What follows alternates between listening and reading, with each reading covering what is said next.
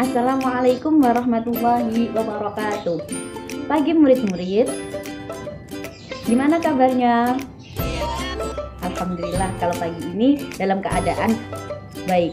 Oke, sebelum Ibu mulai pelajaran pada pagi hari ini, silahkan untuk murid-murid untuk mengisi absensi yang telah Ibu kirim di grup WhatsApp. Kalau sudah, sekarang kita awali dengan berdoa. Berdoa mulai. Bismillahirrahmanirrahim. Rabbi zidni ilma warzuqni fahma waj'alni min ibadika shalihin. Amin. Oke, pada pagi hari ini Ibu akan menyampaikan materi tentang haji dan umroh. Pada materi hari ini yaitu mengenai materi umroh dan haji atau haji dan umroh. Yang akan kita bahas yakni tentang pengertian haji dan umroh, kemudian mengenai syarat wajib haji dan umroh, kemudian rukun-rukun haji dan umroh. Yang pertama yakni pengertian haji. Pengertian haji menurut bahasa yaitu al-hajju, yang artinya menyengaja.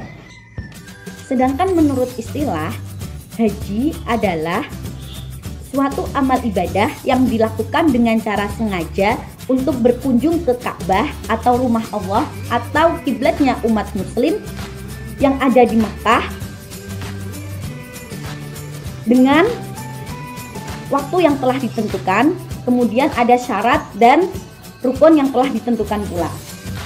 Kemudian dasar diwajibkannya haji bagi orang-orang yang mampu menjalankan ada dalam Quran surat Ali Imran ayat 97 yang berbunyi walillahi 'alan nasi hajjul baiti man istata'a ilaihi sabila, yang artinya di antara kewajiban manusia terhadap Allah adalah melaksanakan ibadah haji ke Baitullah bagi mereka-mereka yang mampu melaksanakan perjalanan ke sana. Kemudian syarat wajib haji adalah yang pertama harus beragama Islam, yang kedua harus balik, yang ketiga harus berakal, yang keempat harus mampu, yang kelima harus merdeka. Jadi dia bukan budak ya. Setelah syarat wajib haji, ada yang namanya rukun-rukun haji. Rukun-rukun haji adalah segala sesuatu yang harus dilakukan pada saat haji. Jadi kalau semisal dalam rukun tersebut tidak dilakukan, maka hajinya tidak syah. Di antara rukun-rukun tersebut adalah yang pertama yakni ihram, yaitu memakai kain yang tidak berjahit, yang laki-laki jumlahnya 2 lembar. Kemudian setelah ihram ada yang namanya wukuf. Wukuf adalah bermalam di Padang Arafah pada tanggal 9 Dzulhijjah sampai 10 Dzulhijjah. Di saat para jamaah haji berwukuf di Padang Arafah, kita sebagai umat Islam memperingatinya dengan cara kita berpuasa, yakni puasa tarwiyah dan puasa Arafah. Kemudian setelah wukuf ada yang namanya tawaf. Tawaf yakni mengelilingi Ka'bah sebanyak 7 kali. Pada saat tawaf kita melafalkan lafaz talbiyah, yakni labbaik Allahumma labbaik, labbaik la syarika lak labbaik, innal hamda wa ni'mata wal mulk la syarika lak, seperti itu. Banyak 7 kali. Setelah kita melaksanakan tawaf, kita melaksanakan yang namanya sa'i. Sa'i adalah lari-lari kecil dari Bukit Syafa ke Marwah. Setelah sa'i ada yang namanya tahallul. Tahallul adalah memotong rambut, paling sedikit adalah 3 helai. Setelah tahallul ada yang namanya tartib. Jadi di sini kenapa kok ada rukun haji tartib? Itu artinya kalau semisal kita melaksanakan ibadah haji dan kita tidak berurutan, semisal setelah tawaf kita melaksanakan langsung tahallul, itu tidak boleh. Jadi harus berurutan. Jadi dimulai dari yang namanya ihram, kemudian wukuf, kemudian tawaf, kemudian sa'i, kemudian tahallul. Sekarang mengenai umroh. Umroh menurut bahasa artinya yakni berziarah atau mengunjungi. Sedangkan menurut istilah, umroh adalah mengunjungi Masjidil Haram semata-mata karena Allah Subhanahu wa Ta'ala.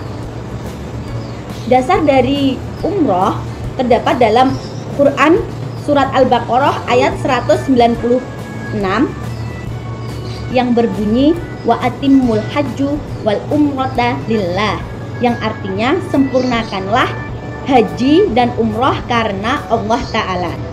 Syarat-syarat umroh sama dengan haji, yakni harus balik, harus Islam, harus berakal sehat, dan harus merdeka, dan harus mampu juga.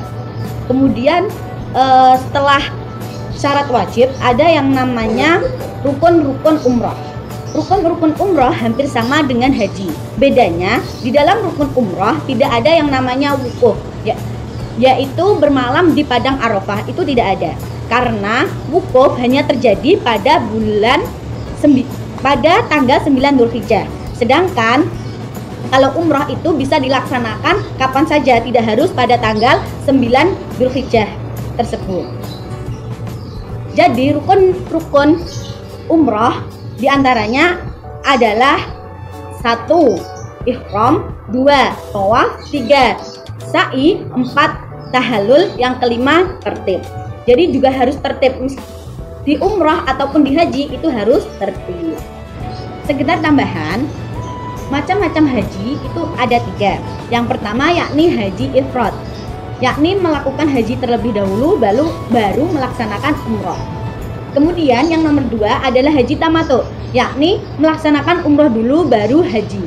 Kemudian ada yang namanya haji qiran, yakni melaksanakan haji dan umrah secara bersamaan. Cukup itu yang dapat Ibu jelaskan mengenai materi haji dan umrah.